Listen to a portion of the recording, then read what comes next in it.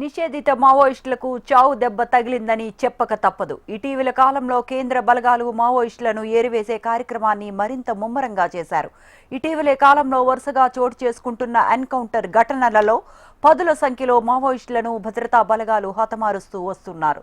తాజాగా ఛత్తీస్గఢ్ అడవులు మరోసారి తుపాకుల మోతతో దద్దరిల్లాయి.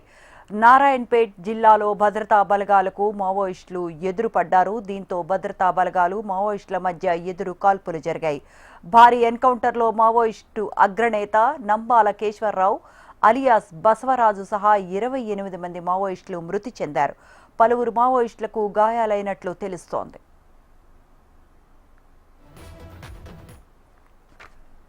నారాయణపూర్ జిల్లా మాద్ ప్రాంతంలో బసవరాజు ఉన్నాడన్న సమాచారంతో భద్రతా బలగాలు చుట్టుముట్టాయి. ఈ ఆపరేషన్లో బీజాపూర్, నారాయణపూర్, దెంతెవాడ డిఆర్జీజీ బలగాలు పాల్గొన్నాయి. ఉదయం నుంచి భద్రతా బలగాలు మావోయిస్టుల మధ్య ఎదురు కాల్పులు జరిగాయి.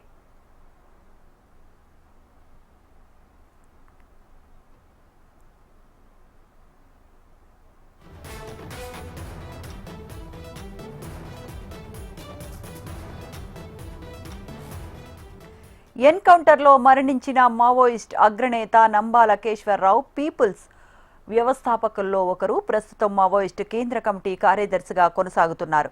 గణపతి రాజీనామాతో మావోయిస్టు పార్టీకి సుప్రీం కమాండర్ బాధ్యతలను నంబాల కేశవరావు నిర్వహించారు. నంబాల కేశ్వరరావు స్వస్థలం శ్రీకాకుళం జిల్లా జీయన్నపేట. తూర్పుగోదావరి, విశాఖలో మావోయిస్ట్ పార్టీలో పనిచేశారు. మావోయిస్ట్ సెంట్రల్ మిలిటరీ కమిషన్ అధిపతిగా పనిచేశారు. నంబాళ కేశవరావుపై ₹1.5 కోటి రివార్డు ఉంది.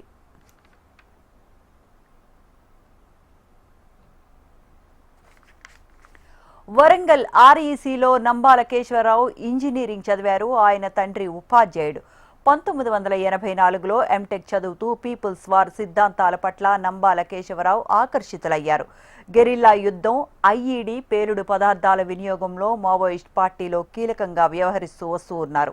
1987లో బస్తర్ అడవుల్లో మాజీ ఎల్టీటీఈ మాజీ సైనికుల దగ్గర శిక్షణ పొందాడు. 2018 నవంబర్లో గణపతి రాజీనామా తర్వాత మావోయిస్ట్ పార్టీ జాతీయ ప్రధాన కార్యదర్శిగా నంబాల బాధ్యతలు చేపట్టారు. 2010లో ఛత్తీస్గఢ్లో 76 మంది సిఆర్పీఎఫ్ జవాన్ల హత్య ఘటనలో నంబాల కేశ్వరరావు సూత్రధారిగా ఉన్నారు. మావోయిస్టుల ఏరివేతే లక్ష్యంగా గడిచిన కొన్ని నెలలుగా ఛత్తీస్గఢ్, మహారాష్ట్ర, ఒడిశా రాష్ట్రాల్లో కూంబింగ్ ద్వారా వందలాది మంది మావోయిస్టులను భద్రతా బలగాలు మట్టుబెట్టాయి. ఈ నేపథ్యంలో తమ స్థావరాల నుంచి తప్పించుకున్న మావోయిస్టులు ఆత్మరక్షణ కోసం తెలంగాణ, ఛత్తీస్గఢ్ సరిహద్దుల్లోని కర్రిగుట్ట అడవులకు చేరుకున్నారు. సమాచారం తెలుసుకున్న భద్రతా బలగాలు ఛత్తీస్గఢ్, తెలంగాణ సరిహద్దుల్లోని కర్రిగుట్ట అడవుల్లో ఆపరేషన్ కగార్ ముమ్మరం చేసింది. గగనతలం నుంచి గాలిస్తూనే శక్తివంతమైన రాకెట్ లాంచ్ను ప్రయోగించడం మొదలుపెట్టింది. భద్రతా బలగాలు చేపట్టిన ఆపరేషన్ కగార్తో ఇప్పటికే పెద్ద సంఖ్యలో మావోయిస్టులు హతమయ్యారు. దండకారణ్యంలో వరుసగా తగులుతున్న ఎదురు దెబ్బలకు మావోయిస్ట్ పార్టీపై పెను ప్రభావం చూపుతూ ఉంది. మావోయిస్ట్ పార్టీ కేంద్ర కమిటీ నుంచి మద్వి హిడ్మాను ఆ పార్టీ అగ్రనాయకత్వం తొలగించినట్లు అప్పట్లోనే వార్తలు వెలువడ్డాయి. దండకారణ్యంలో కేంద్ర బలగాలను ఎదుర్కోవటంలో విఫలం చెందారనే కారణంతో హిడ్మాను తొలగించినట్లు తెలుస్తోంది. 2017లో ఛత్తీస్గఢ్ సుక్మాలో భద్రతా బలగాలపై దాడికి హిడ్మానే నేతృత్వం వహించాడు. అప్పట్లో ఆయనకు పదోన్నతి కల్పిస్తూ మావోయిస్ట్ కేంద్ర కమిటీ సభ్యునిగా నియామకం కూడా చేశారు.